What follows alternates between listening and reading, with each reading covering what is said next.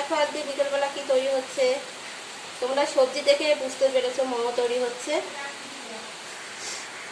সমস্ত সবজি কেটে নিয়েছি আর এখানে কড়া বসিয়ে দিয়েছি, একটু ভেজে নেবো সবজিগুলো।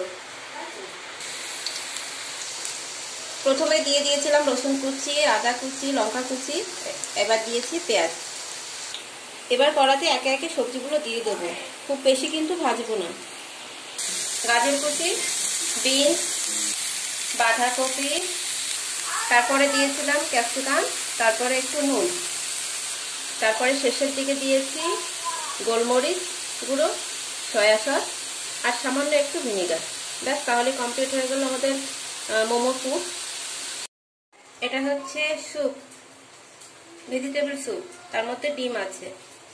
এই যে মোমো তৈরি করা হয়ে গেছে, তৈরি হচ্ছে চাটনি, মোমোর চাটনি। আমার মোমো কমপ্লিট। কে কে খাবে সবাই চলে এসো।